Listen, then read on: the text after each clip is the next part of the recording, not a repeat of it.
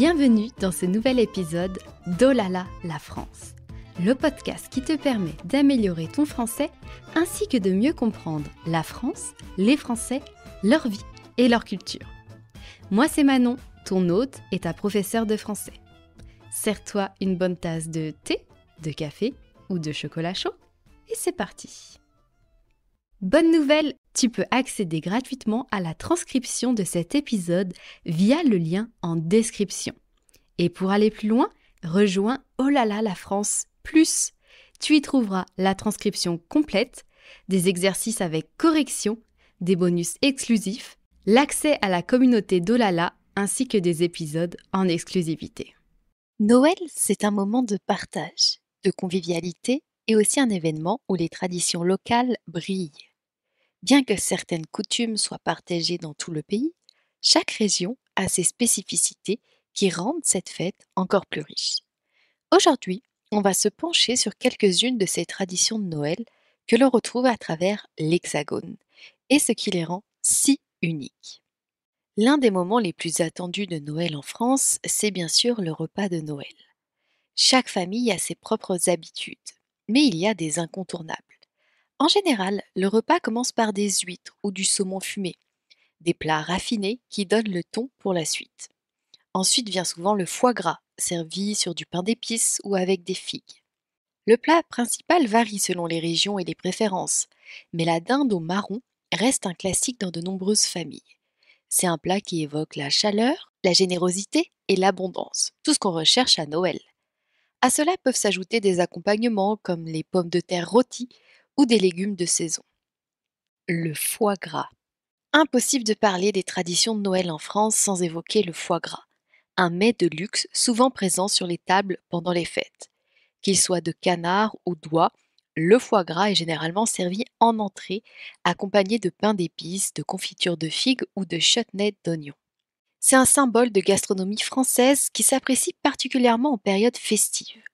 Le foie gras est souvent tranché en fines rondelles et dégusté froid. Mais certaines familles aiment également le cuisiner poêlé pour un effet encore plus gourmand. Malgré les débats autour de sa production, il reste un aliment phare qui symbolise la finesse et la générosité des repas de Noël en France.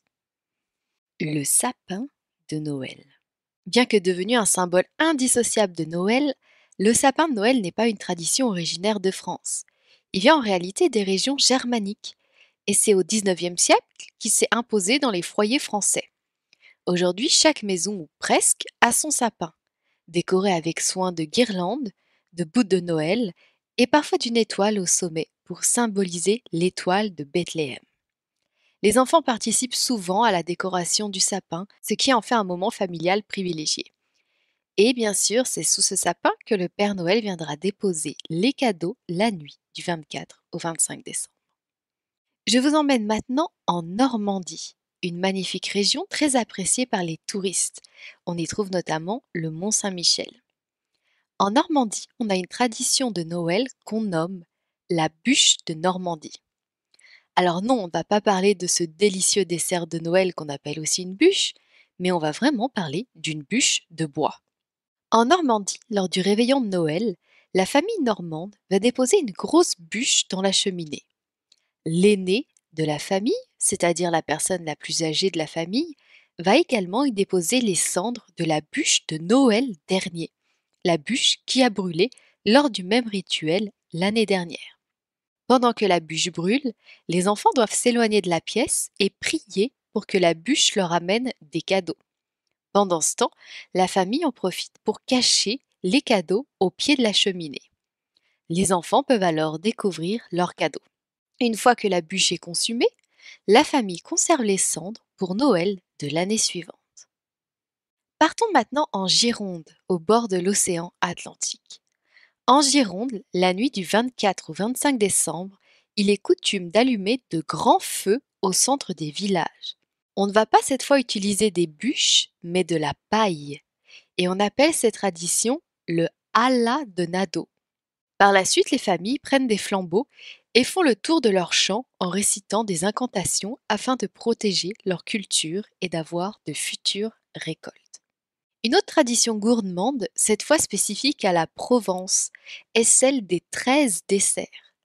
Après le repas de réveillon, les provençaux présentent un assortiment de desserts représentant Jésus et ses 12 apôtres. On y trouve une variété de fruits secs et frais, des nougats, du pain d'épices et la fameuse pompe à huile, une brioche parfumée à l'huile d'olive. Cette tradition est une véritable célébration de l'abondance et du partage. Je vous emmène maintenant dans plusieurs destinations, en Alsace, en Lorraine, dans les Ardennes, en Hauts-de-France, en Franche-Comté, en Suisse et en Belgique. Dans ces régions et pays, on fête la Saint-Nicolas.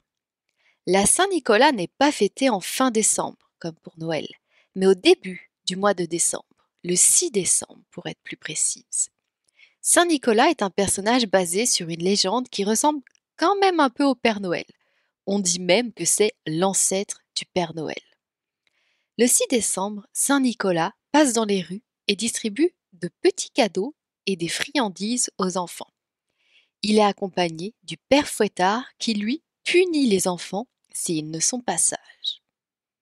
En décembre, de nombreuses villes françaises se parent de lumière et accueillent des marchés de Noël. Ces marchés, bien que largement popularisés par l'Alsace, sont désormais une tradition nationale. On en trouve partout et on y trouve de tout. Des décorations, des produits artisanaux, mais surtout des gourmandises à savourer sur place, comme du vin chaud, des bretzels ou des gaufres. L'un des plus célèbres marchés de Noël reste celui de Strasbourg, avec ses chalets en bois et ses illuminations féeriques. Mais chaque région a désormais ses propres marchés, et c'est l'occasion pour les visiteurs de découvrir des produits locaux dans une ambiance chaleureuse.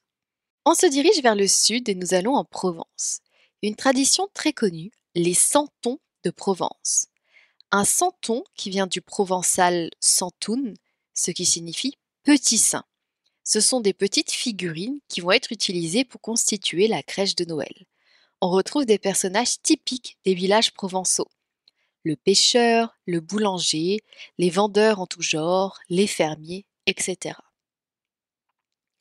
Vous pouvez retrouver des centaines d'ateliers de fabrication de santons en Provence. C'est très populaire et les santons font entièrement partie de la culture traditionnelle de la Provence. Je vous emmène maintenant dans ma région de naissance, la Bourgogne. C'est une région très connue pour ses vins, mais aussi pour ses escargots.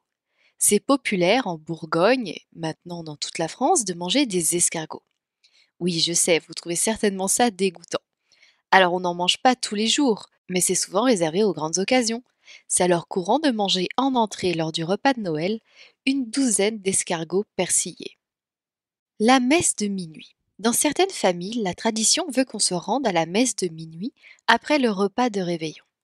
Cette messe, bien que moins pratiquée aujourd'hui, reste un moment important pour beaucoup de chrétiens. C'est un temps de recueillement où l'on célèbre la naissance du Christ dans une atmosphère paisible et spirituelle.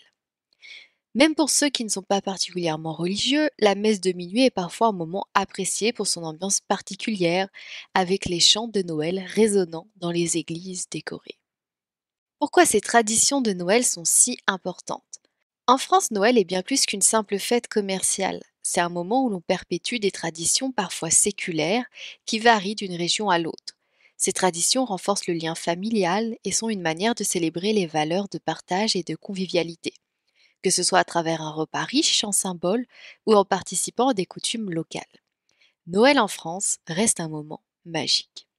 Voilà pour ce petit tour des traditions de Noël en France qui, je l'espère, t'aura donné envie de vivre pleinement ces traditions. As-tu des traditions de Noël que tu aimes particulièrement en France? N'hésite pas à partager tes expériences en commentaire ou sur les réseaux sociaux. Tu peux trouver la transcription gratuite de cet épisode en description et pour aller encore plus loin, avec des exercices de vocabulaire et une expression écrite corrigée, je t'invite à rejoindre Oh là là, la France plus. Le lien est également en description. Un très joyeux Noël à toi et je te dis à bientôt pour nouvelles aventures, en français bien sûr. Merci d'avoir écouté cet épisode de podcast. Si tu apprécies mon podcast et que tu souhaites me soutenir, tu peux donner 5 étoiles au podcast Oh là là, la France. Et je te dis à bientôt. pour de nouvelles aventures, en français bien sûr.